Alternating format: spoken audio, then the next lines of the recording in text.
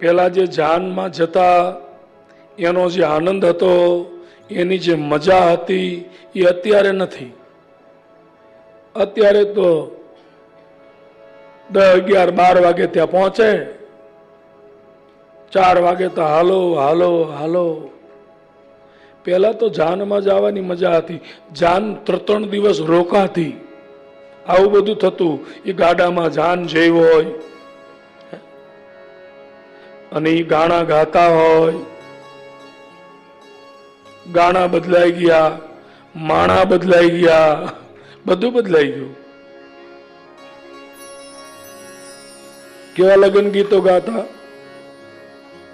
મોર જાજે ઓ ગમણે દેશ, મોર જાજે આ થમણે દેશ, વર તું જાજે રે વેવાયોના માંડવે હો. આવા ગીતો ગાતા. મોર ગમણા જાજે, મોર હાથમણા જાજે, વર તું વેવાઈના માંડવે જાજે.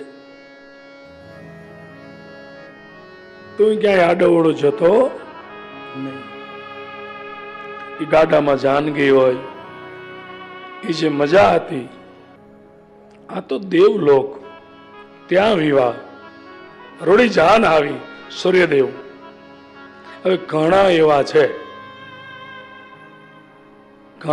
એવા છે કે સૂર્યનારાયણ ભગવાનને રજા ન હોય, નિરંતર કર્મના તપસ્વી ગમે એવો વ્યક્તિ હોય, એના લગ્ન હોય તારે તેને રજા મૂકવી પડે ને.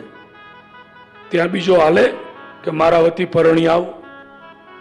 તો એક ભાઈએ મને પ્રશ્ન કર્યો કે સૂર્યનારાયણ ભગવાન પરણવા ગયા, તારે શું થયું છે? અંધારું થઈ ગયું હોય ને. સીધી વાત છે.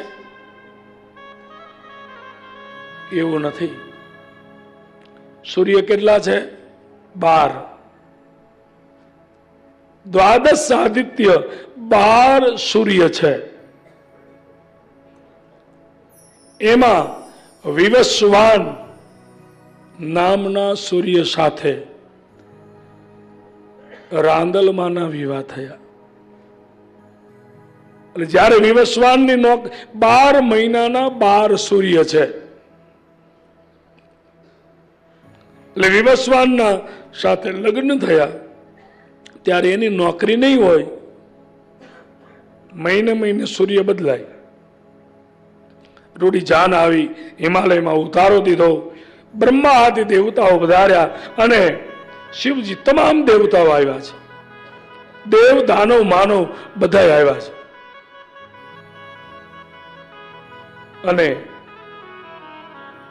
બ્રહ્માજી વેદના મંત્રો બોલ્યા. ભગવાનના 5 પુત્રો કન્યાદાનનો સંકલ્પ કર્યો અને એવો ઉત્સવ ઉજવાયો કે ન ભૂતો ન ભવિષ્યથી. જાનને જમવા બોલાવી. વિશ્વકર્મા પુરાણમાં લખ્યું છે,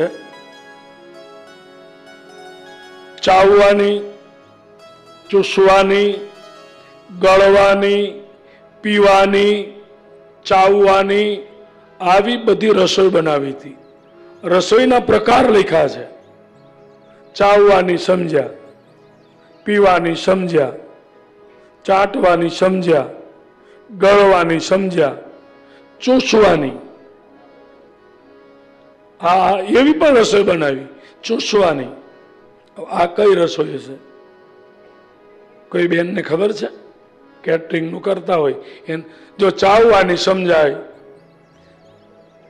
ચૂસવાની, ચાટવાની સમજાય, પીવાની રસોઈ. આ તો એવી રસોઈ બની, ચૂસવાની પણ. બોલો, ચૂસવાની રસોઈ બધા બનાવે જ છે. સરગવાની સિંગુનું શાક, ચૂસવાની. બોલો, આવા રસોઈના પ્રકાર છે. હો? એવી રસોઈ બનાવી